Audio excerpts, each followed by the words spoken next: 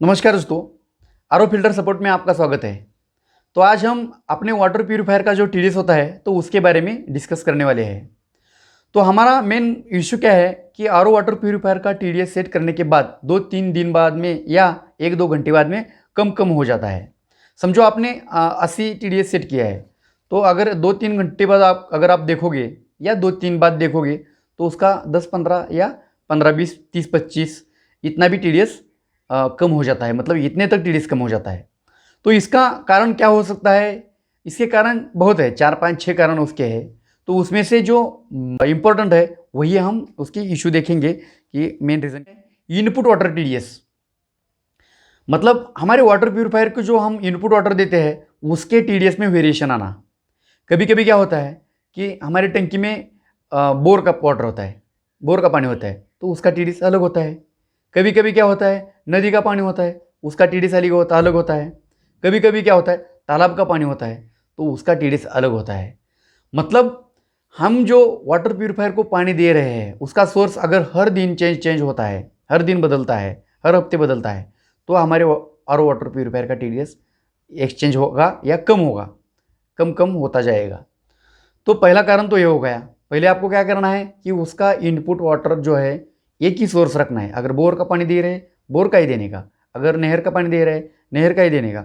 अगर तालाब का पानी दे रहे हैं तो तालाब का ही देने का, तभी आपको ये इशू नहीं आएगा।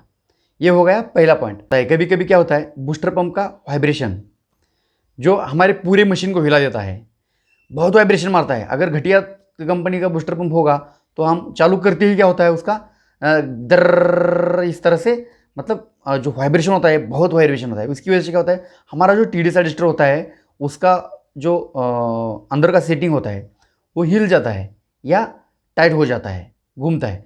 तो इसकी वजह से क्या होता है कि हमारा जो टीडीएस है तो कम होता ही जाएगा या कम हो जाएगा। टीडीएस रजिस्टर, अगर आपका टीडीएस रजिस्टर ही खराब हुआ है तो आप सेट करने के बाद उसका टीडीएस कम हो ही जाएगा या बढ़ जाएगा, दोनों में से एक हो जाएगा। तो आपको क्या करना है कि अपने वाटर प्यूरीफायर का टीडीएस रजिस्टर ओके है या नहीं है, इसको कंफर्म करना है। हमारा जो आरओ वाटर प्यूरीफायर होता है उसका टीडीएस सेट करते वक्त उसकी टीडीएस रिपीटेबिलिटी देखनी जरूरी है। रिपीटेबिलिटी मतलब क्या होता है? रिपीटेबिलिटी का मतलब होता है कि बार बार चेक करना।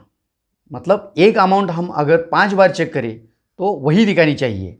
अगर समझो आपका टीडीएस 100 सेट किया, तुमने 100 सेट किया और 2 मिनट में देखा तो उसका टीडीएस 100 ही दिखाना चाहिए।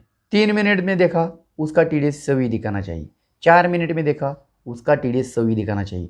हाँ, 5-10 पीपीएम का फर्क चलेगा। 100 की जगह 90 दिखाया, 95 दिखाया, 105 दिखाया, तो इतना फर्क चलता है, इतना फर्क होता ही रहता है, क्योंकि मशीन अपना जो टीडीएस मीटर होता है उसमें उतना वेरिएशन रहता है। तो आपको क्या करना है कि टीडीएस रिपीटेबिलिटी चेक करते रहना है। एक आधा घंटा, टोटल आधा घंटा टीडीएस सेट होने के बाद आपको आधा घंटा उसकी रिपीटेबिलिटी चेक करना है। अगर उसकी रिपीटेबिलिटी ओके पाई जाती है तो आपके वाटर प्यूरीफायर का टीडीएस कभी कम नहीं होगा, ये मैं लिख के देता हूँ।